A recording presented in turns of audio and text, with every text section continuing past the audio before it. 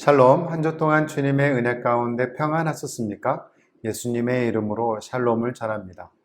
5월도 얼마 남지 않았습니다. 5월에 꽃피운 아름다운 꽃향기를 맞으시면서 매일매일 주님과 즐거운 시간들을 가졌으면 좋겠습니다.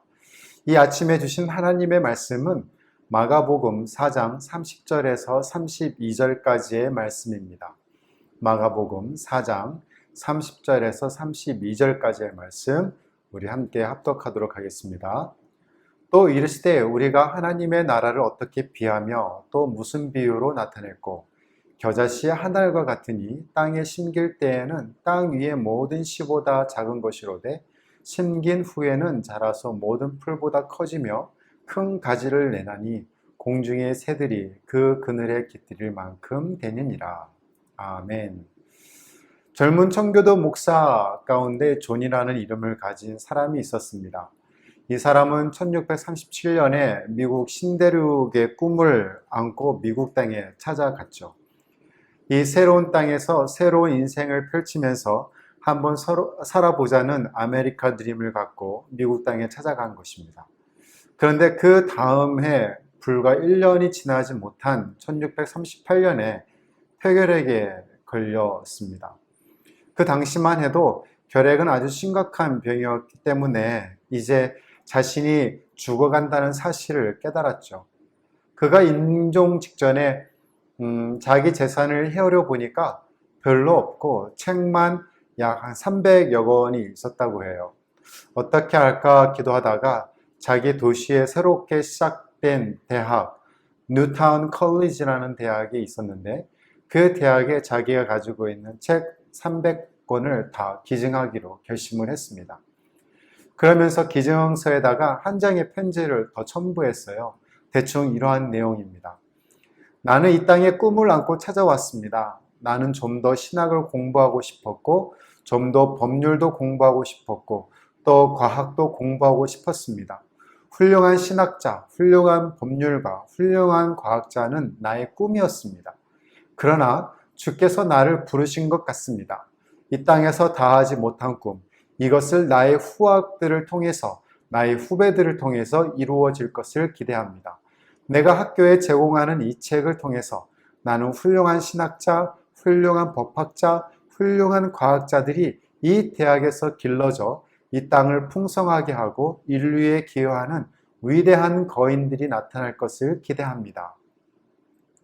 감동적인 이 책의 헌정서를 받은 이 학교의 이사들은 깊은 감동을 받았습니다.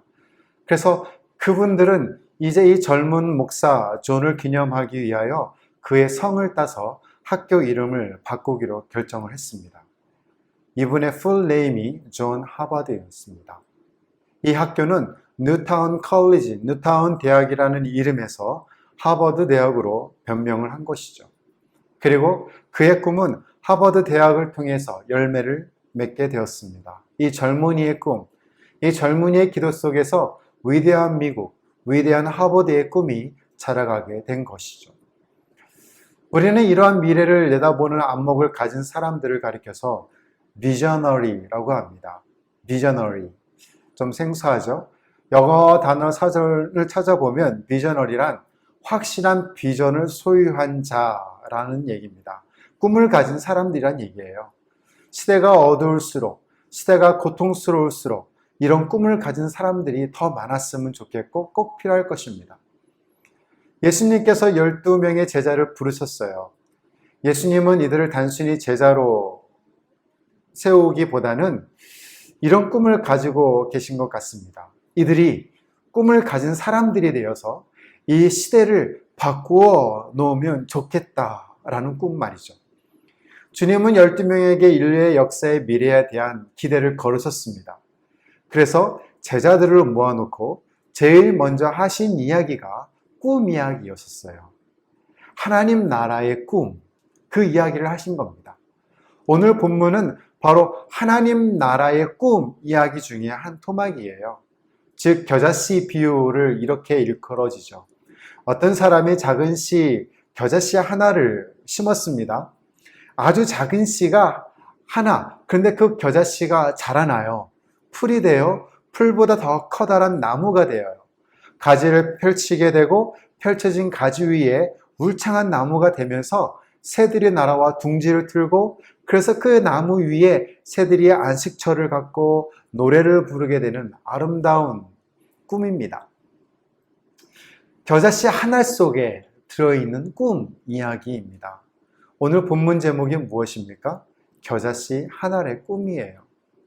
오늘 이 시대에 주님께서 저와 여러분을 제자로 부르셨다면 여러분을 향한 주님의 꿈은 무엇일까요?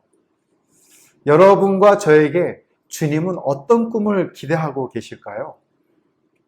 우리가 어떻게 이 시대, 이 고통의 시대, 이 어둠의 시대에서 우리가 주님이 기대하시는 비저너리가 될 수 있을까요? 오늘 본문은 이 위대한 교훈을 우리에게 가르쳐 주고 계십니다. 첫 번째로 생각할 것은 부끄러워하지 않는 것이에요. 의외죠? 겨자씨 하나의 꿈인데 우리가 생각할 첫 번째 타이틀이 뭐라고요? 부끄러워하지 않는 것이에요. 우리의 작고 고통스러운 현실을 부끄러워하지 않는다는 얘기입니다. 우리의 작다는 현실, 고통스럽다는 오늘의 현실을 부끄러워하지 말으셔야 해요. 왜냐고요? 위대한 모든 것은 작은 것에부터 시작이 됩니다. 그리고 위대한 모든 것은 반드시 시련이라는 과정을 겪도록 되어 있어요. 예수님을 따르던 제자들의 기대와 전혀 다른 현실을 우리는 성경을 통해서 볼 수 있습니다. 예수님을 따라다니기 시작한 제자들은 굉장한 기대를 걸었을 것이에요. 그런데 예수님을 따라다녀 봐야 별로 큰 사건들이 발생하지 않습니다. 몇 건의 기적을 행하기는 하였습니다만 오히려 예수님이 행하신 기적 때문에 종교 지도자들과 바리새인들이 일어나고 그래서 예수님의 제자들은 코너에 몰리기 시작했습니다. 전도를 해보았지만 별로 믿는 사람들이 없었어요. 똑같은 사건을 다루고 있는 이 겨자씨 하나의 비유를 다루고 있는 누가복음 13장에서는 이런 일이 나옵니다. 이 사건 직후에 제자들이 나와서 이렇게 묻습니다. 선생님, 아무리 전도하려고 해도 적은 숫자밖에는 따라오지 않습니다. 왜 그렇습니까? 예수님과 제자들, 그들의 무리들, 그들의 영향력은 아주 왜소했어요. 큰 사건이 일어나지 않았습니다. 그 작은 사건, 작은 기적이 일어남에도 불구하고 오히려 반대와 핍박 앞에 부딪혔습니다. 심지어 예수님의 가족들까지도 예수님을 반대한 것처럼 보였죠.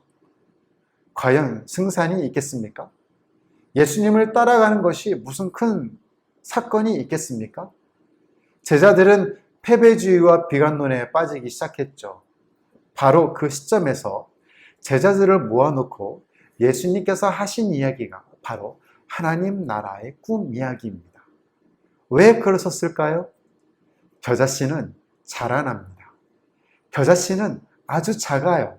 그러나 이 작은 것이 전부가 아니라는 것이죠. 이 작다는 현실을 우리는 부끄러워할 필요가 없어요. 왜냐하면 우리에게는 미래가 있기 때문입니다. 우리에게는 내일이라는 것이 있기 때문입니다. 이것이 주님의 교훈이 아니겠습니까? 작은 것은 소중합니다. 우리 한국 사람들은 이 조그만한 나라에 태어나서 그런지 몰라도 유달리 큰 것을 좋아하죠.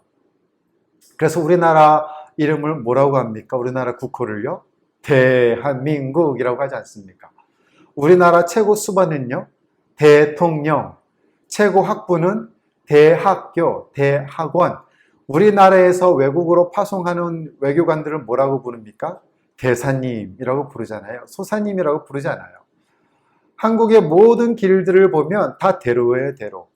강남에 있는 양재대로, 강남대로, 다 그렇죠. 또 이런 것도 있죠. 성수대교, 한남대교. 또 술을 좋아하시는 분들은 대포 한잔 합시다 이런 말도 하잖아요. 이것이 어떤 열등감, 이 작다는 열등감을 보상하려는 일종의 보상 심리가 우리 안에 있어서 그럴 거라 생각합니다. 그래서 우리는 작은 것들도 비하시키고 작다는 것을 감추려고 하고 작다는 것을 무시하려고 해요. 작은 것을 무시하는 경향이 종종 있죠. 몇 평에 사십니까? 아파트 몇 평에 사십니까? 자동차는 몇 cc입니까? 이런 걸로 인해서 cc가 작고 작은 평수에 산다고 해서 우리는 무시하는 경향들이 있잖아요. 작다는 것은 안 좋은 쪽으로 쓰여지려고 합니다. 근데 사실 작은 것이 얼마나 중요해요? 성수대교 건설할 때 작은 나사 하나, 작은 시멘트 하나가 제대로 있어야 할 곳에 있었다면 비극이 일어나지 않았을 것입니다. 상품 백화점은 어떠합니까? 이 작은 것이 소중한 것인데 말이죠. 그런데 우리는 작은 것을 부끄러워합니다. 이 작은 것을 소중히 여겨야 합니다. 그리고 작은 것 속에서 미래를 볼 줄 아는 것이 이것이 중요합니다. 예수님이 제자들을 모아놓고 12명의 제자들, 그리고 비관주의와 그리고 절망 속에 있는 제자들에게 겨자씨 하나의 꿈 이야기를 하신 이유, 왜 그럴까요? 모든 위대한 것은 작은 것에서부터 시작된다는 것을 가르치기 위함입니다. 그리고 그것은 과정을 거치게 되어 있습니다. 한꺼번에 어느 날 갑자기 커지는 것이 아니죠. 과정을 반드시 거칩니다. 그래서 오늘 본문에 들어오기 직전에 예수님은 또 하나의 비유를 드셨어요. 한번 보실까요? 마가복음 4장 26절에서부터 29절까지입니다. 이르시되 하나님의 나라는 사람이 씨를 땅에 뿌림과 같으니 그가 밤낮 자고 깨고 하는 중에 씨가 나서 자라되 어떻게 그리 되는지를 알지 못하느니라. 땅이 스스로 열매를 맺되 처음에는 싹이요 다음에는 이삭이요 그 다음에는 이삭에 충실한 곡실이라. 열매가 있으면 곧 낫을 대나니 이는 추수 때가 이르렀습니다. 열매를 거둬들이기 위해서는 과정을 거쳐야 한다는 것이죠. 처음에는 뭐라고 그러셨습니까? 처음에는 싹이에요, 싹. 그 다음에는 이삭이고 그 다음에는 충실한 곡식이 되고 그 다음에는 열매가 됩니다. 하지만 여러분은 이런 과정을 보지 못한다고 본문 27절에는 기록되어 있어요. 그가 밤낮 자고 깨고 하는 중에 씨가 나서 자라되 어떻게 그리 되는지를 알지 못하느니라. 겨자씨 비유를 하시기 전에 예수님은 먼저 씨가 자라나는 과정을 설명하셨습니다. 여러분 앞에 놓여 있는 여러 현실의 문제들을 부끄러워하지 않고 주님과 함께 능동적으로 하나씩 처리해서 이긴다면 오늘 이 시대에서, 이 세대에서 진정한 의미의 비저너리가 일어날 것이라고 믿습니다. 고난을 견뎌낼 수 있는 근성과 힘을 갖출 때 우리는 또 한 번 새로운 부흥의 시대를 맞이하게 될 것이라고 믿습니다. 중요한 것은 이것입니다. 작은 것을 두려워하지 마십시오. 작은 것을 부끄러워하지 마십시오. 그리고 여러분 각자에게 일시적으로 장기적으로 지나가고 있는 이 고난의 과정을 부끄러워하지 마시기를 바랍니다. 작고 고난에 찬 현실, 이것은 위대한 일이 시작일 수 있습니다. 믿으시기 바랍니다. 이것이 본문의 첫 번째 교훈이에요. 두 번째 우리가 생각할 수 있는 것은 우리 안에 있는 위대한 가능성을 볼 수 있기를 바랍니다. 주님은 겨자씨 이 비유를 통해서 단순히 작은 것을 가르치고자 한 것이 아니었어요. 이 작은 것이 중요하다, 이것을 설명하고자 한 것이 아니었어요. 작은 것을 대표하려는 의도만 있었다면 겨자씨 말고도 다른 도구들이 있지 않습니까? 예를 들면 모래알이라든가 먼지도 예수님께서 비유를 들 수 있겠죠. 생물학자들의 연구에 의하면요, 팔레스타인의 겨자씨는 그 크기가 직경이 1mm라고 해요. 눈에 보기 힘들죠. 그리고 무게가 1mg 정도밖에 되지 않는다고 합니다. 얼마나 작아요? 얼마나 가벼워요?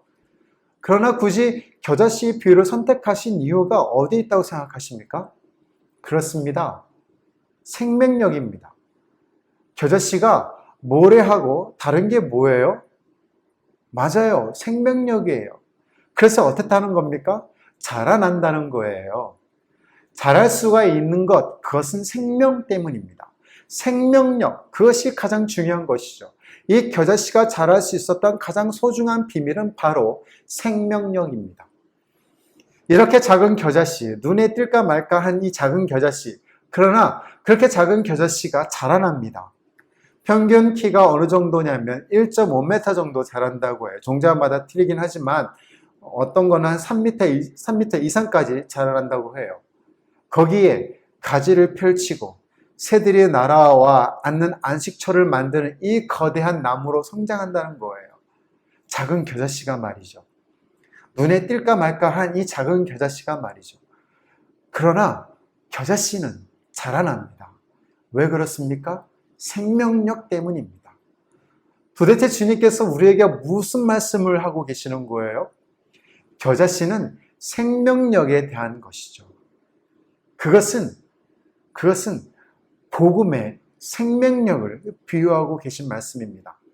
복음이란 뭘까요? 복음이란 예수 그리스도 자신이십니다. 예수가 굿뉴스예요. 복음이셔요.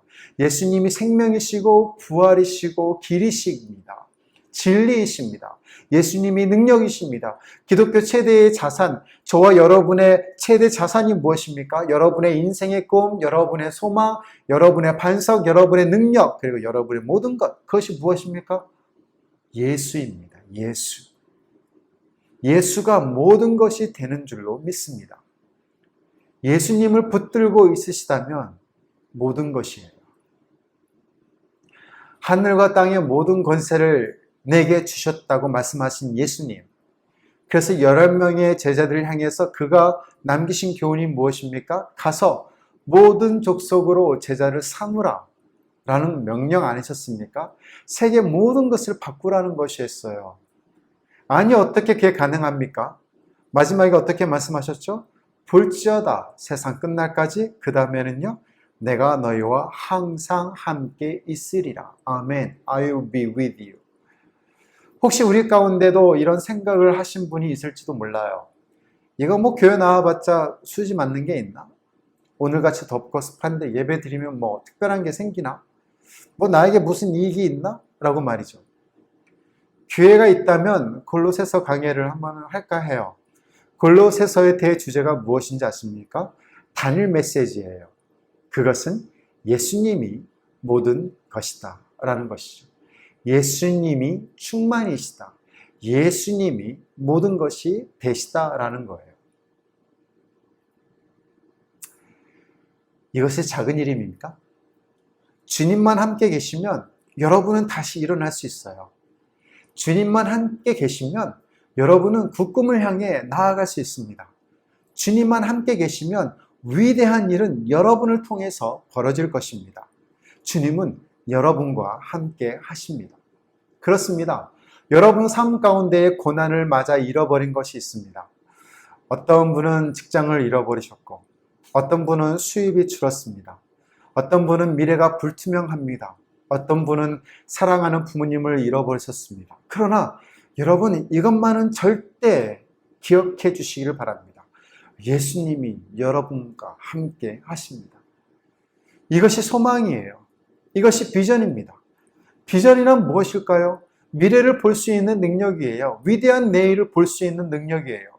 오늘의 현실이 고독이지만, 현실이 고통스럽지만, 현실 저 건너편에서 주님께서 여러분을 위해 준비해 놓으신 내일, 그 내일을 볼 수 있는 능력이 있다면 여러분은 좌절할 수 없습니다. 야구 경기나 축구 경기에서 승패의 결과를 보고 하이라이트를 본다면 상대팀이 홈런을 치고 점수를 내고 상대팀이 골을 넣어 이긴 것처럼 보여도 우리가 긴장합니까? 긴장 안 해요. 왜요? 그 결과를 이미 알고 있기 때문이잖아요. 마찬가지입니다. 우리가 내일을 볼 수 있고 우리의 미래에 대한 결과를 알고 있다면 오늘 지금 겪고 있는 이 상황에 대해서, 현실에 대해서 우리는 두려워하거나 무서워할 필요가 없어요. 지난주 설교 본문이었던 마태복음 17장 14절에서 21절까지의 말씀을 보시면 거기 예수님이 오셔서 제자들이 예수님께 이렇게 말을 합니다. 예수님, 우리가 어찌하여 이 어린 아이를 도울 수 없었습니까? 왜 고칠 수 없었습니까? 이때 예수님의 대답이 무엇이었죠? 아주 간결하게 말씀하셨습니다. 너희 믿음이 적기 때문이다 라고 얘기하셨어요. Because you have a little faith 라고 얘기했습니다. 믿음이 없다고 하지는 않으셨어요. 예수님을 향한 어떤 믿음이 있으니까, 어떤 유형의 믿음이라도 있으니까 그래도 예수님을 따라다녔고 그래도 예수님을 붙잡고 다녔고 그래도 예수님을 찬송하고 그런 거겠죠. 그러나 너희 믿음이 적기 때문이다 라고 예수님이 말씀하신 거예요. 그 다음에 무슨 이야기를 하셨습니까? 너희에게 겨자씨 한 알만한 믿음이 있다면 이 산을 명하여 저리로 옮겨라 해도 옮길 것이요. 그런데 문제가 무엇이에요? 이 믿음이 부족하다는 것이죠. 그렇습니다. 여러분의 인생은 불투명하지만 주님이 여러분과 늘 함께 하심을 믿으시면 됩니다. 그리고 여러분은 그 주님을 신뢰하셔야만 해요. 이런 믿음만 있다면 여러분은 일어날 수 있습니다. 왜요? 예수님을 통한 위대한 가능성이 있기 때문입니다. 그 가능성을 바라보는 사람, 바로 예수의 미셔너리스가 되는 거예요. Jesus 미셔너리스가 되는 겁니다. 예수의 꿈을 꾸는 사람들이 되는 것이에요. 여러분 자신이 주님이 쓰실 만한 삶으로 어떻게 개척해 나갈 수 있겠습니까?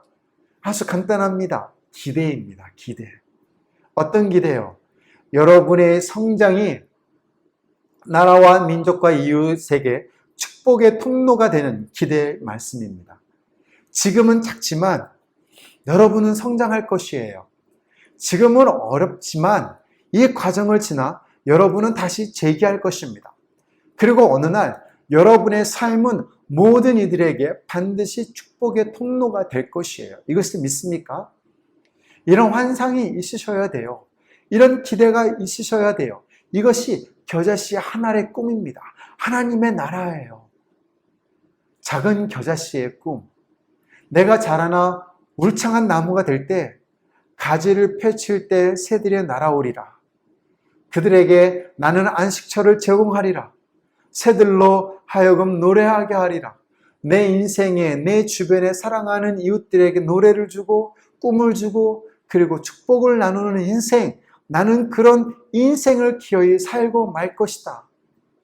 작은 겨자씨의 꿈입니다. 이 기대를 보시기를 바랍니다. 이 기대를 가지시기를 바랍니다. 이것이 겨자씨 한 알의 꿈인 것이죠. 이것이 기독교의 성공관입니다. 창세기 12장에서 믿음의 조상 아브라함을 하나님께서 부르실 때 제일 먼저 하신 말씀이 무엇이에요? 축복하신 것이었어요.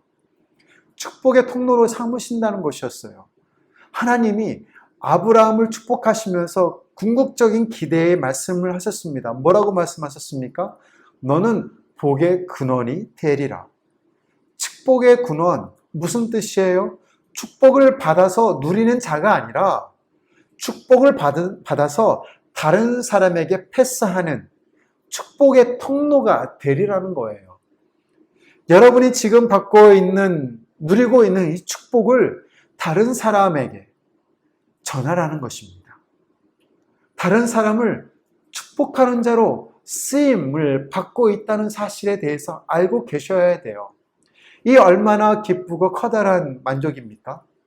오늘 여러분의 현실이 고통스럽고 왜소하지만 꿈을 가지고 예수님과 함께하고 주님의 꿈을 꾸는 사람들이 되시기를 예수님의 이름으로 축원드립니다. 하나님의 복을 경험하시기를 축원드립니다. 그걸로 끝나는 것이 아니라 그 복을 나누는 자가 되어 주십시오. 고통의 인생 사막 한가운데서 계신다고 할지라도 말이죠. 그것이 겨자씨 한 알의 꿈입니다. 이 꿈 속에서 민족과 나라의 꿈을 볼 수 있기를 바랍니다. 교회의 꿈을 볼 수 있기를 바랍니다. 여러분의 가정의 꿈을 볼 수 있기를 바랍니다. 여러분의 내일의 꿈을 볼 수 있기를 바랍니다. 믿음으로 꿈을 꾸십시오. 고통의 문제의 시각을 고정하지 마십시오. 염려하지 마십시오. 주님을 붙드십시오. 비록 작은 믿음이라고 할지라도 주님과 함께 꿈을 꾸십시오. 그리고 기어이 가지를 펼치고 새들에게 노래를 제공하는 위대한 인생의 꿈을 이루고 마십시오. 이것이 여러분의 꿈입니다. 그리고 이 시대를 살아가는 그리스도인의 꿈일 수 있기를 예수님의 이름으로 축원드립니다. 지금 이 시간 어렵다고 생각하는 분들이 계십니까? 나만 혼자 겪고 있는 고난이라고 생각하는 분들이 계십니까? 미래에 대해서 불확실하다고 현실이 암담하다고 생각하는 분들 계십니까? 작은 믿음이라 할지라도 꿈을 버리지 않으신다면 여러분은 아직 체념할 필요가 없습니다. 미래는 아직도 여러분을 향해서 손짓하고 있습니다. 주님이 미래를 보여주시면서 조금만 참으라고 말씀하십니다. 함께 가자고 말씀하십니다. 코로나보다 더 위대하신 분이 누구십니까? 예수님이세요. 지금의 현실보다, 암담한 현실보다, 작다고 생각하는 현실보다 더 크신 분이 누구세요? 예수님이십니다. 그러기에 우린 이렇게 기도해야 될 거예요. 주님, 주님께서 저에게 가르쳐 주신 교훈을 받겠습니다. 제대로 받겠습니다. 그리고 견디겠습니다. 기도하겠습니다. 주님을 의지하겠습니다. 신뢰하겠습니다. 주님 도와주십시오. 일어나게 도와주십시오.